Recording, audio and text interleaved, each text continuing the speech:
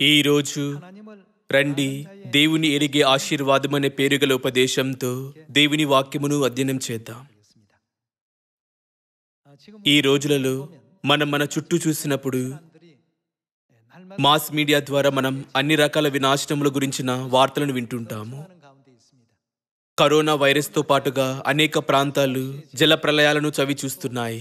మరియు ఆస్ట్రేలియా లాంటి అనేక ప్రదేశాలలో భారీ మంచు కురియుచున్నది. ప్రపంచమంతటా విభిన్నమైన విపత్తుల వలన అన్ని వ్యాపార కార్యకలాపాలు ఆగిపోయాయి మరియు మతపరమైన కూడికలు పరిమితమయ్యాయి. ప్రస్తుత పరిస్థితి వల్ల సమస్తము పరిమితమైనట్లుగా కనబడుచున్నది. నేను పరలోకంలో ఆశీర్వాదాలు పేర్చుకునేందుకు గల మార్గమనగా ఏదైనా చేయటకు నాకు అవకాశం ఉండగానే నా ఉత్తమ కార్యం చేయడం అని ఆలోచించగలిగాను. ఇతర కాలముల కంటే ఈ యుగంలో అనేక ప్రకృతి విపత్తులు ఉన్నాయి. నిర్మించుటకు ప్రజలు అధిక సమయాన్ని గడిపే విలాసవంతమైన ఇల్లు రాత్రే ఒక కొండ చర్య వల్ల పాతి పెట్టబడిన అనేక సందర్భాలు కలవు. మరియు భారీ వర్షాల వల్ల కొన్ని ఊడ్చివేయబడ్డాయి. దాదాపు తమ సంపదలన్నీ కోల్పోయే ప్రజలను చూస్తూ ఈ వినాశనముల వల్ల ఇబ్బంది పడుచున్న వారి బాధను నేను అనుభూతి చెందాను. ఒక ఇల్లు కట్టుకొనుటకు మరియు పదవి విరమణ తర్వాత ఒక సౌకర్యవంతమైన జీవితము జీవించుటకు అనేక సంవత్సరాలుగా ప్రజలు ఆహారం మరియు వస్త్రాలపై ఖర్చులు తగ్గించుకొని గడుపుతారు. కానీ కేవలం ఒక ఉదయాన వారి ఇల్లు ప్రకృతి వినాశనం చేత నాశనం చేయబడెను. ఈ విషాదాన్ని చూస్తూ నేనేమీ చేయలేక దేవుని వాక్యములను జ్ఞాపకం చేసుకున్నాను.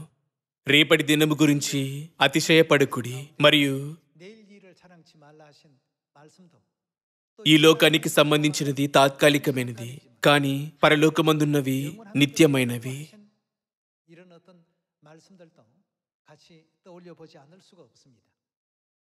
మహమ్మారి వల్ల కుటుంబ సమావేశాలు కూడా పరిమితం చేయబడుచున్నాయి మరియు మనం మన పొరుగు వారిని కలవలేకపోతున్నాము. ప్రపంచమంతటా ఇదే పరిస్థితిని మనం అనుభవిస్తున్నాము.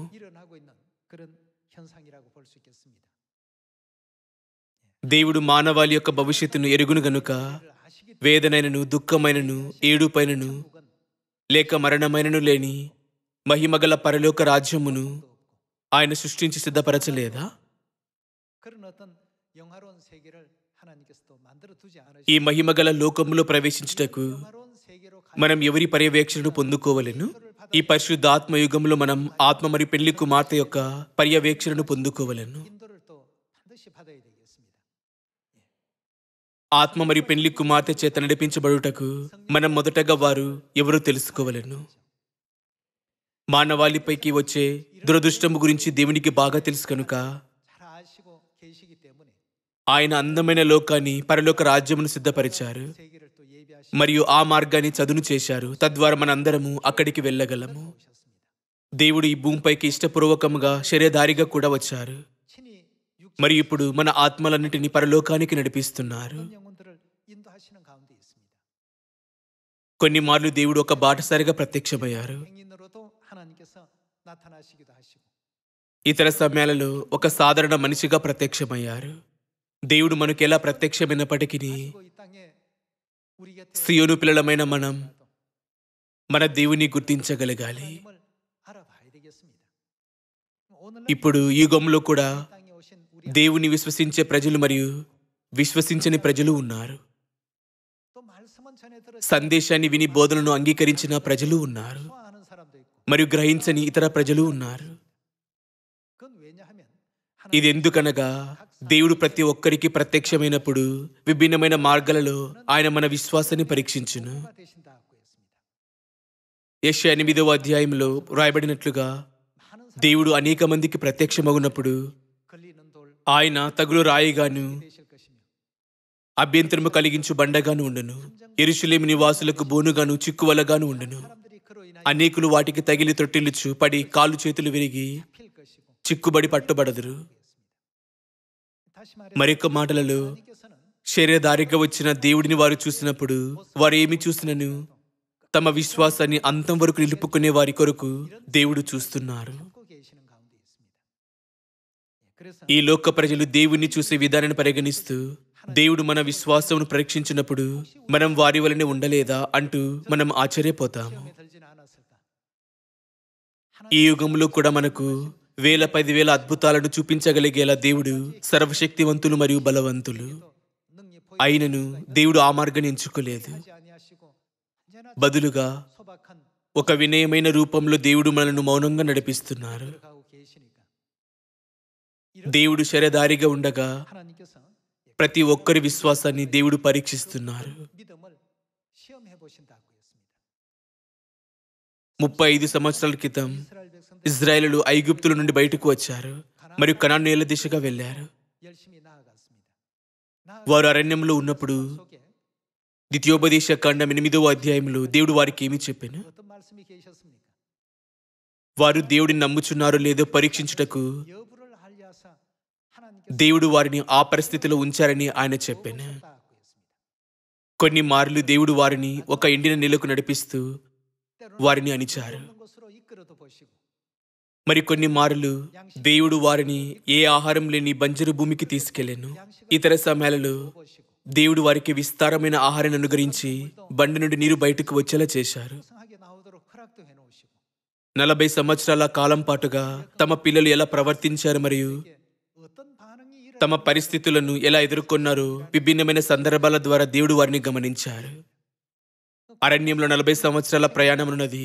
మనం ఇప్పుడు నడుచుచున్న అనగా విశ్వాసపు అరణ్యము నిజ స్వరూపం యొక్క ఛాయగా పనిచేయును. నిజానికి మనం ఇప్పుడు పరలోకము దిశగా నడుచుచు ఏ విధమైన జీవితాన్ని జీవిస్తున్నాము, మనం ఎంతగా దేవుని ఎరిగి ఉన్నామో చూడాలని మరియు ఏ సందర్భంలోనైనా మన విశ్వాసాన్ని నిలుపుకుంటామో లేదో చూడాలని దేవుడు కోరుచున్నారు. పరిశుద్ధ గ్రంథం మనకు బోధిస్తున్నది ఇదే. పరిశుద్ధ గ్రంథం మనకు బోధిస్తున్నది ఇదే. అబ్రహాము దేవుడిని గుర్తించి స్వీకరించెను. జక్కయ్య దేవుడిని గుర్తించి స్వీకరించెను. శతాధిపతి దేవుడిని గుర్తించి స్వీకరించెను. మరియా దేవుడిని గుర్తించినప్పుడు మరియు అత్తరుబుడిని తీసుకుని క్రీస్తు పాదములపై దాన్ని పోసినప్పుడు ఆమె చేసినది సువార్త ప్రకటించబడు ప్రతి చోట ఇది చెప్పబడునని ఆయన చెప్పారు. దేవుడిని గుర్తించిన వారు ఎంత ధన్యులు. వారి ద్వారా ఈ యుగంలో జీవిస్తున్న మనందరికీ దేవుడు అమూల్యమైన పాఠాలను బోధిస్తున్నారు. రండి మొదటి పేతురు 2వ అధ్యాయం చూద్దాం. మొదటి పేతురు 2వ అధ్యాయం 6వ వచనం. ఏలైనగా ఇదిగో నేను ముఖ్యమును ఏర్పరచబడినదియు అమూల్యమునగు మూలరాతిని సీయోనులో స్థాపించుచున్నాను. ఆయనందు విశ్వాసముంచువాడు ఏ మాత్రం సిగ్గుపడడు అను మాట లేఖనమందు వ్రాయబడి ఉన్నది. ఆయన యందు విశ్వాసముంచువాడు ఏ మాత్రం సిగ్గుపడడు అని వ్రాయబడినది. దీనికి విరోధంగా విశ్వాసముంచని వారికి సిగ్గు కలుగును, నిర్లక్షించబడను, మరి నిత్యదండన వారి కోసం ఎదురు చూస్తున్నది. 7వ వచనంలా సెలవిస్తుంది, విశ్వసించుచున్న మీకు ఆయన అది మీకేమగును? ఆయన అమూల్యమైన వాడు. విశ్వసించుచున్న మీకు ఆయన అమూల్యమైన వాడు. విశ్వసింపని వారికైతే ఇల్లు కట్టువారు ఏ రాత్రి నిషేధించిరో అదే మూలకు తలరాయి ఆయను, మరియు అది అడ్డురాయు అడ్డుబండయు ఆయను. కట్టువారు వాక్యమునకు అవిధేయులై త్రొట్టెల్లుచున్నారు, దానికి వారు నియమింపబడిరి. విశ్వసించు వారికి మరియు విశ్వసించని వానికి మధ్యన గొప్ప తేడా ఉన్నది. విశ్వసించువారే దేవుని ఎరుగువారు. దేవుడు అబ్రహాముకు ప్రత్యక్షమైనప్పుడు అతడెలా దేవుని సేవించెను? జక్కయ్య దేవునితో ఎలా ప్రవర్తించెను? 12 సంవత్సరాలుగా రక్తస్రావం కలిగిన స్త్రీకి సంబంధించి ఆమె దేవునితో ఎలా ప్రవర్తించెను? శతాధిపతి దేవునితో ఎలా ప్రవర్తించెను? మరియా దేవునితో ఎలా ప్రవర్తించెను? దేవుని ఎరిగిన వారు ఉన్నారు, మరి దేవుని ఎరగని వారు ఉన్నారు. దేవుని విశ్వసించే వారికి దేవుడే వారికి నిధి. ఏమైనా విశ్వసించని వారికి దేవుడు అభ్యంతరం కలిగించు ఆటంకము, వారిని పడిపోయేలా చేసే రాయి, చిక్కువల బోనుగా ఉండును. దేవుని గురించిన సమస్తము వారిని పడిపోయేలా చేసే బండగా మారును. రండి ఆదికాండము 18వ అధ్యాయం 1వ వచనం వద్దకు వెళ్దాం. మరియు మమ్రే దగ్గరనున్న సింధూర వనములు అబ్రహాము ఎండవేల గుడారపు ద్వారమందు కూర్చుని ఉన్నప్పుడు యెహోవా అతనికి కనబడెను. అతడు కన్నులెత్తి చూచినప్పుడు 3 మనుషులు అతని ఎదుట నిలబడి ఉండిరి. అబ్రహాము యొక్క ఇంటి వారిని దర్శించుటకు దేవుడు శరధారిగా వచ్చెను. అతడు వారిని చూచి గుడారపు వాకిట నుండి వారిని ఎదుర్కొనుటకు పరిగెత్తి నేల మట్టుకు వంగి, ప్రభువా, నీ కటాక్షము నా మీదనున్న ఎడల ఇప్పుడు నీ దాసును దాటిపోవద్దు. నేను కొంచెం నీళ్లు తెప్పించేదను. దయచేసి కాళ్ళు కడుక్కొని ఈ చెట్టు క్రింద అలసట తీర్చుకునుడి. కొంచెం ఆహారము తెచ్చేదను. మీ ప్రాణములను బలపరుచుకునుడి. తరువాత మీరు వెళ్ళవచ్చును. ఇందు నిమిత్తము గదా మీ దాసుని ఎద్దుకు వచ్చి తిరనను. వారు నీవు చెప్పినట్లుగా చేయమనగా అబ్రహాము గుడారంలో ఉన్న శారా ఎద్దుకు త్వరగా వెళ్ళి, నీవు త్వరపడి 3 మానికల మెత్తని పిండి తెచ్చి పిసికి రొట్టెలు చేయమని చెప్పాను. మరియు అబ్రహాము పశువుల మందుకు పరిగెత్తి ఒక మంచి లేత దూడను తెచ్చి ఒక పనివానికి అప్పగించెను. వాడు దాన్ని త్వరగా సిద్ధపరిచెను. తరువాత అతడు వెన్నను పాలను తాను సిద్ధము చేయించిన దూడను తెచ్చి వారి ఎదుట పెట్టి వారు భోజనము చేయిచుండగా వారి యొద్ద ఆ చెట్టు క్రింద నిలుచుండెను. ఈ వచనంలో అబ్రహాము దేవునితో ఎలా ప్రవర్తించెను? అతడు దేవునికి సేవ చేసి ఆయన నుండి అసాధారణమైన ఆశీర్వాదాన్ని పొందుకోలేదా? దేవుడు నీ సంతతి వారు నక్షత్రాల వలె అసంఖ్యాకముగా ఉండెదరంటూ అతన్ని ఆశీర్వదించెను. తన రక్త వంశక్రమము కొనసాగించుటకు అతనికి ఇస్సాకు అనుగ్రహించబడెను. మరియు అధిక కృపను ఆశీర్వాదాన్ని పొందుకున్నాడు. అబ్రహాము దేవుని ఎరిగెను మరియు గొప్ప ఆరాధనతో ఆయనను సేవించెను. మనం దీనిని పరిశుద్ధ గ్రంథం ద్వారా నిర్ధారించుకోగలము. దేవుడు సర్వశక్తి గల రూపంతో ప్రత్యక్షమైనప్పుడు దేవుడెవరు సందేహించిన వారు ఎవరూ లేకుండెను. ఇశ్రాయేలుల సందర్భంలో కూడా దేవుడు ఆధిపత్యంతో ఉరుములు మరియు మెరుపులతో మాట్లాడినప్పుడు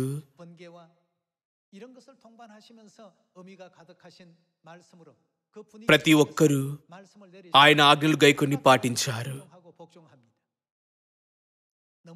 భయంతో వణుకుచువారు మోషేతో, దేవుడిని నేరుగా మాతో మాట్లాడనీయక మాతో మాట్లాడుటకు ఒక ప్రవక్తను ఎన్నుకోమని దయచేసి దేవుని అడగండి అని చెప్పారు.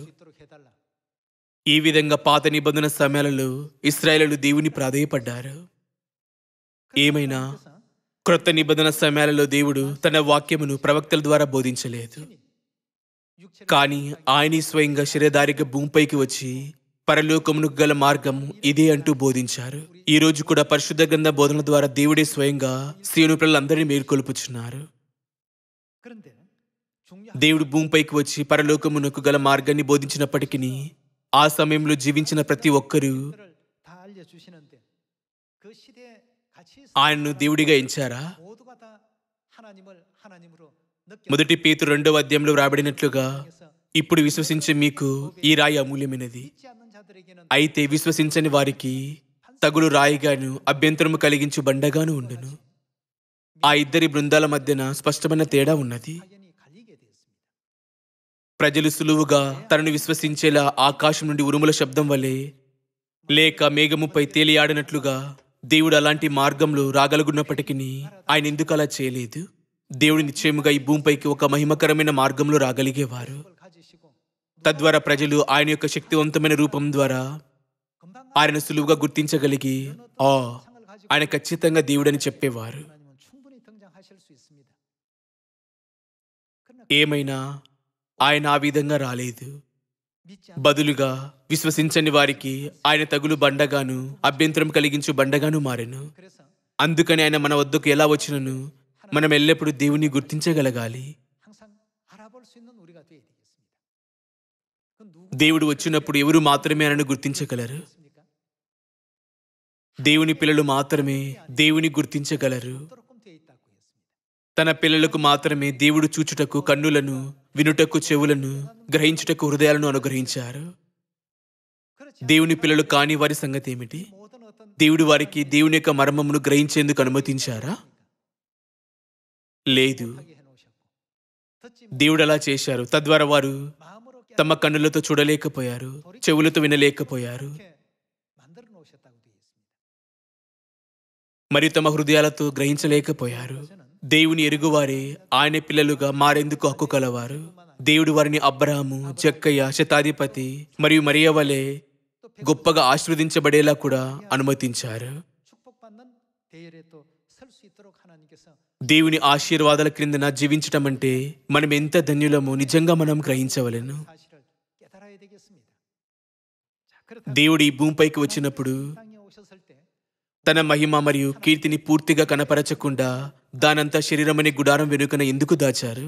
దేవుడు తన మహిమనంతా దాచి వచ్చినప్పటికీ తన గొర్రెలకు సంబంధించి ఆయన ఏమి చెప్పాను? వారందరూ ఆయనను ఎరుగుదురు. రండి యోహాను 15వ అధ్యాయం చూద్దాం. యోహాను 10వ అధ్యాయం 24వ వచనం.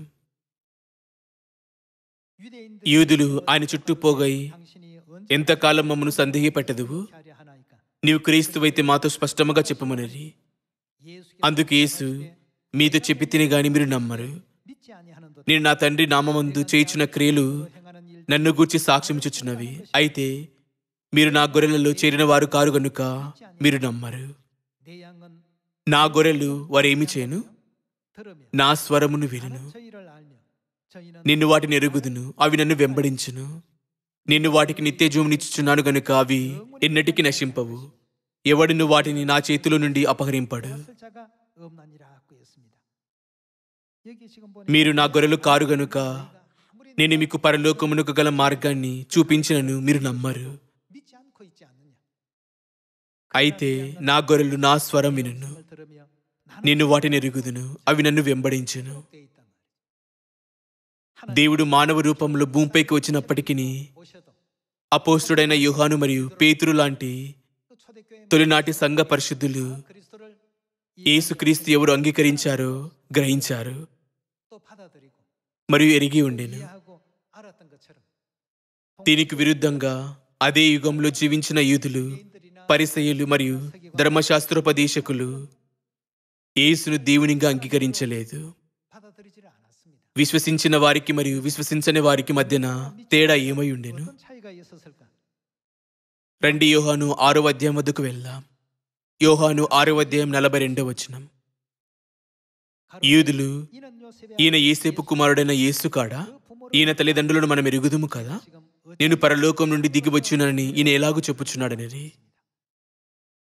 జీవించుట కొరకు యేసేపు ఏమి చేశాడు? అతను ఒక వడ్రంగి.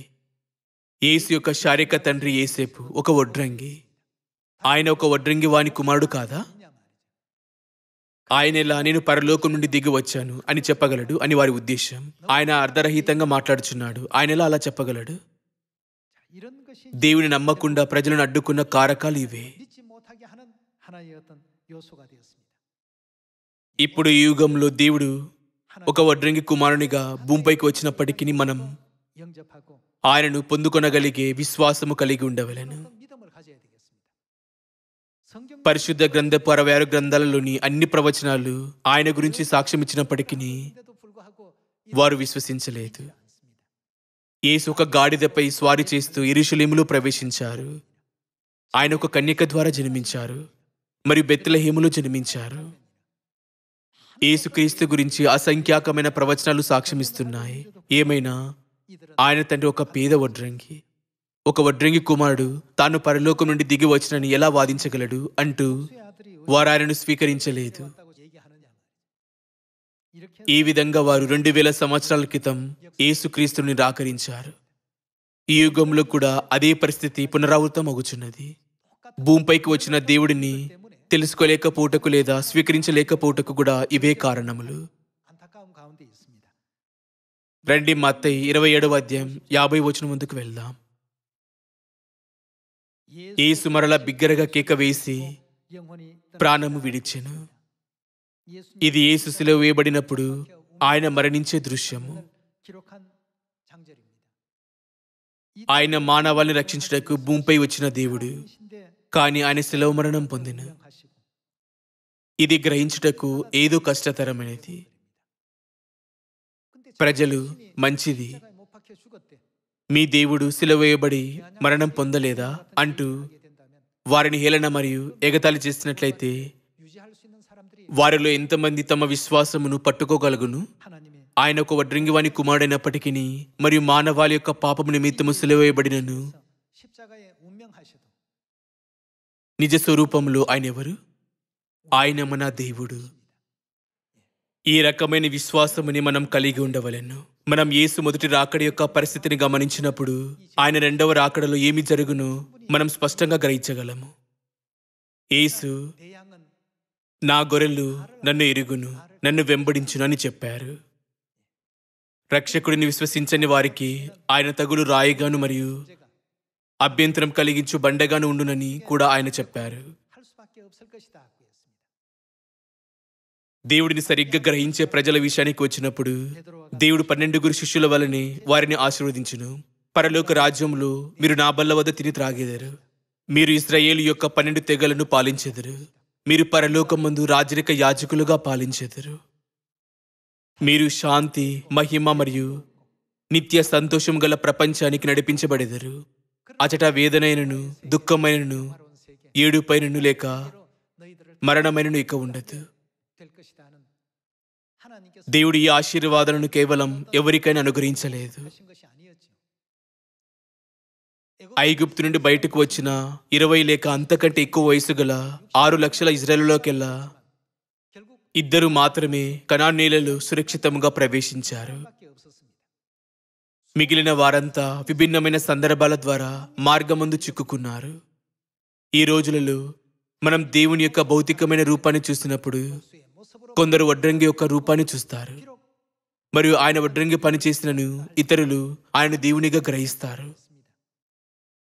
తన స్వకీయుల చేత ఆయన శిలువ మరణం పొందినప్పటికీ కొందరు ఇంకా ఆయన దేవునిగా చూశారు.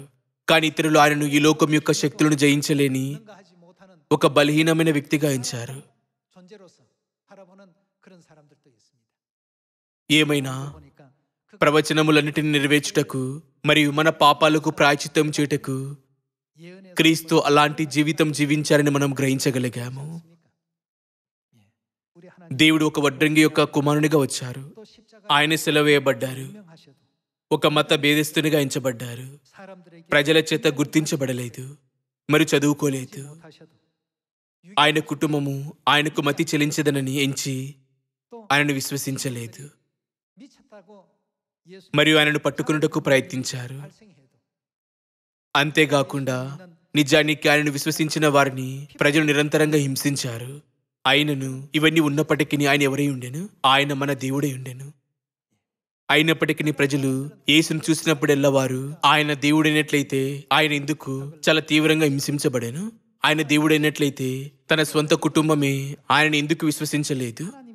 ఆయన దేవుడైనట్లయితే తన సొంత కుటుంబమే ఆయనకు మతి చెలించినదని ఎలా అనుకును? ఆయన ఈ లోక ప్రజల చేత సులువుగా సిలువేయబడిన ఒక శక్తిహీనుడు కాదా? మన దేవుడు భూమి ఆకాశములను సృజించిన సర్వశక్తివంతులు మరియు ఆయన అన్ని రకాల అద్భుతాలను మరియు ఆశ్చర్యకర సంగతులను కనపరచగల సమర్థులు. ఏమైనా ఆయన శరీరధారిగా చేపట్టుచుండిన కార్యమును ప్రజలు చూసినప్పుడు వారి కన్నులకు ఆయన చాలా పేదవానిగా పాడైపోయిన వ్యక్తిగా కనబడెను. కాబట్టి వారు ఈయన నిజంగా సర్వశక్తివంతులైన దేవుడా అని ఆశ్చర్యపోయారు. తొలినాటి సంఘ దినాలలో దేవుని గుర్తించకుండా ప్రజల కన్నులను కప్పివేసిన సందర్భాలు ఇవే. ఖచ్చితంగా అదే విధంగా దూషకులు మనల్ని ఈ యుగంలో కూడా ఆటంకపరచుటకు ప్రయత్నిస్తున్నారు. ఇలా వ్రాయబడెను, విశ్వసించు వారికి దేవుడు అమూల్యము, కాని విశ్వసించని వారికి తగులు రాయిగాను అభ్యంతరము కలిగించు బండగాను ఉండను. రండి యెషయా 8వ అధ్యాయములో మరి యొక్క వచనం చూద్దాం. 8వ అధ్యాయము 13వ వచనం. సైన్యములకు అధిపతియగు యెహోవాయే పరిశుద్ధుడు అనుకొనుడి. మీరు భయపడవలసిన వాడు ఆయనే. ఆయన కోసం మీ దిగులు పడవలెను. అప్పుడు ఆయన మీకు పరిశుద్ధ స్థలముగా నుండును. అయితే ఆయన ఇజ్రాయేలు యొక్క 2 కుటుంబములకు ఆయన ఎలా ఉండును? తగులు రాయిగాను అభ్యంతరము కలిగించు బండగాను ఉండును. యెరూషలేము నివాసులకు ఆయన ఎలా ఉండును? బోనుగాను చిక్కువల్లగాను ఉండును. దేవుడు మన ఎదుట ఒక అద్భుతమైన మహిమలు ప్రత్యక్షమైనట్లయితే ఆయనకు విరోధంగా మాట్లాడుటకు ఎవడు తెగించును? ఎవడైనా ఆయన ఒక మత భేదస్తునిగా ఎంచుతూ ఆయనకు సిలువ వేయగలడా? లేదా ఆయనను అవమానపరచగలడా? ఆయనపై ఉమ్ము వేయుటకు లేదా పిడిగుద్దులు గుద్దుటకు ఎవడు తెగింపగలడు? ఆయనను రాళ్లతో కొట్టే దుష్ట కార్యము చేయుటకు ఎవడైనా ఎలా తెగింపగలడు? ఇంతలా వారు ఆయనను విశ్వసించలేదు. దేవుడు తన నిజమైన గుర్తింపును బయలుపరచగలిగే సమస్తమును దాచిపెట్టారు. యెషయా 8వ అధ్యాయములో క్రీస్తు ఎలా ఉండును? నమ్మని వారికి క్రీస్తు శోధించు రాయిగాను, ప్రజలకు అభ్యంతరము కలిగించు బండగాను, బోనుగాను, చిక్కువలగాను ఉండును. మన సువార్త మన తండ్రి మరియు తల్లి చేత నడిపించబడెను. ఇప్పటి వరకు అనేక మంది అక్కడికి తరలి వెళ్ళుచున్నారు. నేను కూడా వారితో కలవాలనా అని ఆలోచిస్తూ కొందరు ఇతరుల చేత ప్రభావితమై మన సంఘానికి వచ్చి ఉండవచ్చు. కానీ ఇప్పటి నుండి గోధుమల నుండి దేవుడు ఏమి చేయను? ఆయన గోధుమల నుండి గురుగులను వేరు చేయను. మత్తయి 13వ అధ్యాయములో మంచి చేపల నుండి చెడు చేపలను దేవుడు ఏమి చేయను? దేవుడు ఆ రెండింటిని వేరు చేసి చెడ్డవాటిని బయట పారివేయును. ఏ విధానంలో దేవుడు వారికి నమ్ముటకు కష్టంగా ఉండేలా చేసే విషయాలను చూపించును. క్రీస్తు రోమా సైనికుల చేత బంధించబడినప్పుడు ఆయన బలహీనంగా మరియు శక్తిహీనంగా కనబడెను. యేసును సంరక్షించుటకు పేతురు కత్తి దూసినప్పుడు ఇతర శిష్యులు భయంతో పారిపోయారు. ఇది ప్రజలు నమ్ముటకు కష్టంగా చేసేలా జరిగిన పరిస్థితుల విధానాలు. ఇదే పరిస్థితులలో దేవుని పిల్లల సంగతి ఏమిటి? వారేమి చెప్పును? ఆయన వడ్రంగి కుమారుడైనప్పటికీ ఆయన మన దేవుడు. ఆయన సెలవు ఇవ్వబడినప్పటికీ ఆయన మన దేవుడు. ఆయన మత బీదస్తునిగా ఎంచబడినప్పటికీ ఆయన మన దేవుడు. ఆయన ప్రజల చేత గుర్తించబడినప్పటికీ ఆయన మన దేవుడు. ఆయన చదువుకోనప్పటికీ ఆయన మన దేవుడు. ఆయన తన భౌతిక కుటుంబాన్ని కలిగి ఉండినప్పటికీ ఆయన మన దేవుడు. ఆయన హింసించబడినప్పటికీ ఆయన మన దేవుడు. తన స్వంత కుటుంబమే ఆయనకు మతి చెల్లించినదని చెప్పినప్పటికీ ఆయన మన దేవుడు. అయితే క్రీస్తు మొదటి రాకడలో జరిగిన వాటిని పరిశుద్ధ గ్రంథం ఎందుకని నమోదు చేసినది? మనం దీని గురించి జాగ్రత్తగా ఆలోచించవలెను. దేవుడు ఆది నుండి అంతం వరకు చూచును. తన పిల్లల రక్షణ కొరకు అనవసరమైన వాక్యమును గాని లేక బోధనను గాని దేవుడు పరిశుద్ధ గ్రంథంలో ఉంచారని అనుకుంటున్నారా? దేవుని స్వీకరించి అబ్రహాము దీవించబడెను. దేవుని స్వీకరించి పేతురు దీవించబడెను. దేవుని స్వీకరించి జక్కయ్య దీవించబడెను. దేవుని స్వీకరించి రక్తస్రావం కలిగిన స్త్రీ దీవించబడెను. దేవుని స్వీకరించి శతాధిపతి దీవించబడెను. వారంతా దేవుని స్వీకరించారు మరియు దీవించబడ్డారు. వారి దృక్కోణము ఈ లోకం యొక్క దృక్కోణమునకు భిన్నంగా ఉండెను. ప్రజలు క్రీస్తును చూసినప్పుడు ఆయన సాధారణంగా కనబడెను. ఈ మనిషి దేవుడు ఎలా కాగలడు? ఈ వడ్రంగి నిజంగా దేవుడా? ఆయన చదువుకోలేదు, కానీ ఈ పాండిత్యం ఎక్కడి నుండి వచ్చును? సులభంగా చెప్పాలంటే వారు ఆయనను హేళన మరియు ఎగతాళి చేశారు. వారు యేసును ఏదో బలహీనమైన వ్యక్తిగా, శక్తిహీనునిగా ఎంచుతూ యేసును తక్కువగా చూశారు. అయినప్పటికీ యోహాను ఏమి చెప్పెను? ఆయన ఆదిందు వాక్యము దేవుడు. ఆయన శరీరధారి మన మధ్య నివసించెను. ఈ మనిషి క్రీస్తు యేసు. పేతురు ఏమి చెప్పెను? మీరు సజీవమైన దేవుని యొక్క కుమారుడమైన క్రీస్తు. అపోస్తలుడైన పౌలు సంగతి ఏమిటి? ఆయన దేవుని స్వరూపము గలవారు. ఆయన సర్వశక్తివంతులైన దేవుడు. యేసు ఈ భూమిపై ఉండగా తన గురించి తాను విభిన్నమైన భౌతిక కోణాలను కనపరిచినప్పటికీ తొలినాటి సంఘంలోని శిష్యులు మరియు విశ్వాసం గల ప్రజలు యేసుక్రీస్తు స్వయంగా దేవుడని గుర్తించి విశ్వసించారు. ఆయన నిస్సహాయంగా తీసుకొని పోబడెను మరియు శక్తిహీనంగా కనబడెను. అయినప్పటికీ తొలినాటి సంఘ పరిశుద్ధులు ఇలా చెప్పాను: ఆయన దేవుని స్వరూపం కలిగిన వాడయుండి దేవునితో సమానముగా ఉంట విడిచిపెట్టకూడని భాగ్యమని ఎంచుకొనలేదు గాని మనుషుల పోలికగా పుట్టి దాసి స్వరూపం ధరించుకుని తను రిక్తునిగా చేసుకొనెను. మనుషుడుగా కనబడి శిలువ మరణం పొందినంతగా విధేయత చూపిన వాడై తను తగ్గించుకొనెను. తొలినాటి సంఘ చరిత్ర ద్వారా వారు క్రీస్తు గురించి కలిగి ఉండిన అవగాహన మరియు గ్రహింపుల విధానాన్ని మనం చూడవచ్చు. ఈ యుగంలో దేవుని యొక్క గొర్రెలమైన మనం దేవుని స్వరాన్ని సరిగ్గా గ్రహించవలెను. మరియు దేవుడు మన కొరకు సిద్ధపరిచిన నిత్య పరలోక రాజ్యం యొక్క వారసత్వమును పొందుకొనవలెను.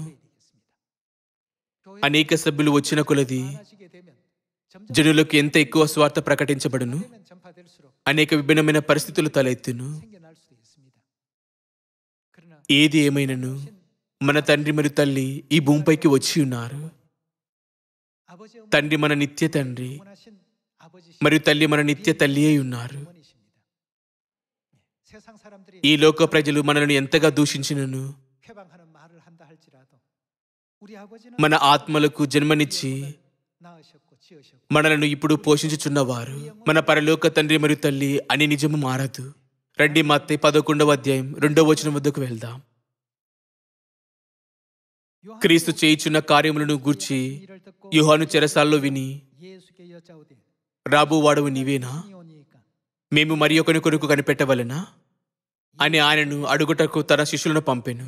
యేసు వారిని చూచి, మీరు వెళ్ళి విన్న వాటిని కన్న వాటిని యోహానుకు తెలుపుడి. గ్రుడ్డివారు చూపు పొందుచున్నారు, కుంటివారు నడుచుచున్నారు, కుష్టు రోగులు శుద్ధులగుచున్నారు, చెవిటివారు వినుచున్నారు, చనిపోయిన వారు లేపబడుచున్నారు, బీదలకు సువార్త ప్రకటింపబడుచున్నది, మరియు నా విషయమై అభ్యంతరపడిన వాడు ధన్యుడని ఉత్తరం ఇచ్చాను. నేనెలా కనబడినప్పటికీ లేదా ఏ విధమైన పరిసరాలలో నేను కనబడినప్పటికీ నేనెవరని మీరు చెప్పుకొనుచున్నారు? ఆయనను సర్వశక్తి గల దేవునిగా చూసిన వారు ఉన్నారు. ప్రజలు యేసును కొద్దిగానైనా దూషించినప్పటికీ యోహాను మరియు యాకోబు, ప్రభువా, ఆకాశం నుండి అగ్ని దిగి వీరు నాశనం చేయనట్లు మేము ఆజ్ఞాపించడం మీకు ఇష్టమా అని అడిగాను. ఇది వారెంతగా యేసును స్వీకరించి ఆయన ఎంత అమూల్యముగా ఎంచారో సూచించాను. పేతురు మరియు పౌలు కూడా అలాగే ఉండేను. తొలినాటి సంఘాన్ని నడిపించిన సువార్తిక ప్రవక్తలందరూ నడిచిన విశ్వాసపు మార్గము అది. ఆయన వడ్రంగి కుమారుడు కాడా? నీవు క్రీస్తువైనట్లయితే నీవెందుకు శిలవ నుండి క్రిందికి దిగి రాకూడదు అంటూ యూదులు యేసును ఎంతగా దూషించినప్పటికీ, వారు అవమానించి దూషించినను క్రీస్తు మౌనంగా ఉండెను. వదకు తేయబడిన గొర్రెపిల్ల మౌనంగా ఉన్నట్లు ఆయన తన నోరు తెరవలేదని వ్రాయబడెను. అది ఆయనకు శక్తి మరియు ఆధిపత్యం లేనందువలన? ఏ మాత్రము కాదు. మన రక్షణ నిమిత్తం మాత్రమే ఆయన ప్రవచనం యొక్క మార్గాన్ని నడవలేదా? అదంతయు మన పాపాలు మరియు అతిక్రమముల వలన. మన పాపాలు మోయుటకు దేవుడు ఈ భూమిపైకి శిరధారిగా వచ్చినందున, దేవుడు ఈ భూమిపై మనతో పాటు ఉండగానే మనం దేవుడిని సరిగ్గా ఎరిగి పొందుకోవలెను. దేవుడు మన సమీపాన ఉండగా మనం దేవుడిని అమూల్యముగా ఎంచవలెను. మనతో పాటు నివసించే దేవుడిని సేవించుటకు మనం సమయం ఇంకా కలిగి ఉండగానే రండి జక్కయ్య, మరియా, పేతురు, యోహాను మరియు యాకోబు వలె మన దేవుడిని ఆరాధిద్దాం. మనమందరము మన దేవునికి అధిక మహిమ మరియు ఆదరణ తీసుకువచ్చదని ఆశిస్తూ ఈనాటి ఉపదేశాన్ని ముగించాలనుకుంటున్నాను. చాలా ధన్యవాదాలు.